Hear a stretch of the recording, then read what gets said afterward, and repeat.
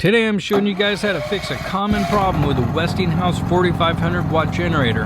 When you purchase this generator new and you go to fire it up for the first time, well, it seems everything is running correctly until, well, you guessed it, it is not running correctly and it's basically missing.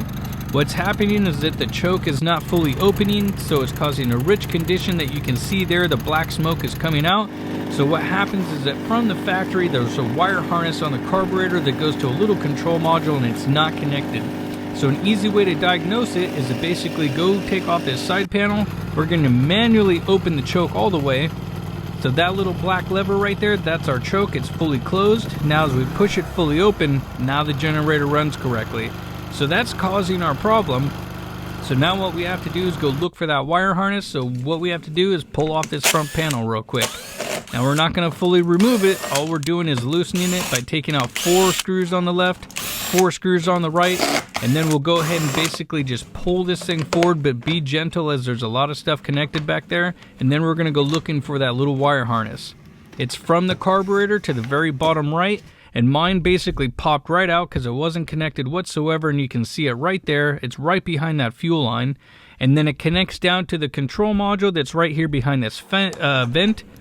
And so what we have to do now is just remove these 4 8mm bolts, or you can use a Phillips head screwdriver, and then just above that there's 2 10mm bolts that we're going to take off.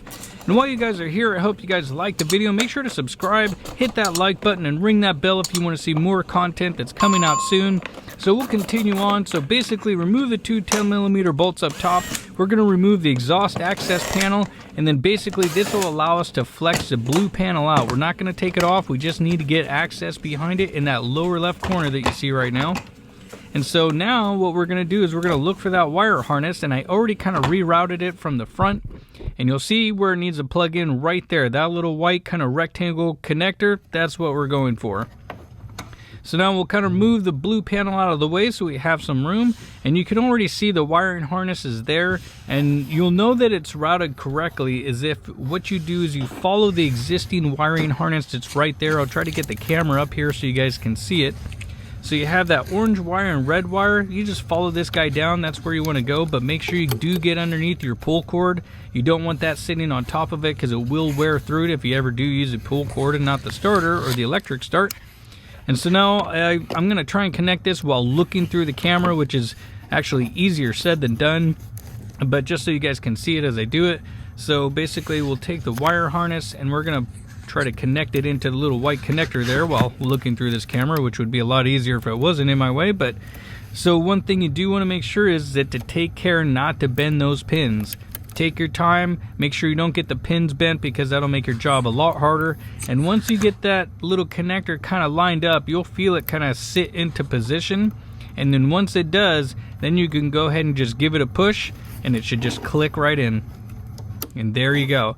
So now this repair should be done, and basically all we have to do now is put it back together in reverse order. You want to go ahead and start with the rear with that kind of exhaust cover, and away we go.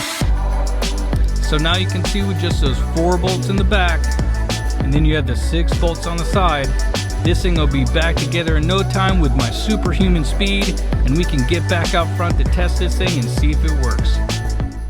Alright, so we'll go ahead and turn the fuel back on. We'll turn that efficiency switch mode back to off, turn it into the run position. We'll go ahead and fire it up. Alright, now we can hear that it's running.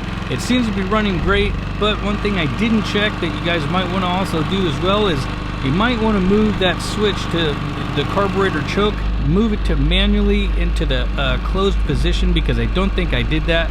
So I can't really verify that it did work. So what we'll do is we'll kind of close the choke now. And so now we'll go ahead and shut off the generator here real quick. And then what we'll do is we'll let it reset, kind of let it sit for about 5 seconds. And then I'll position the camera over here so you guys can see. Now you can see the choke is all the way closed, correct? So now we'll go ahead and fire up the generator. I'll make sure the camera sees it, and we'll watch that choke lever move automatically by itself. Okay, and there we go, half open.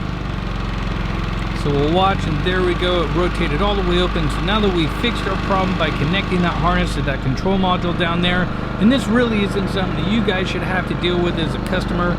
You would think Westinghouse would have fixed this by now, but either way, I hope the video kind of helped you guys out. And if it did, make sure to hit that like button and make sure to subscribe if you want to see more content coming out soon.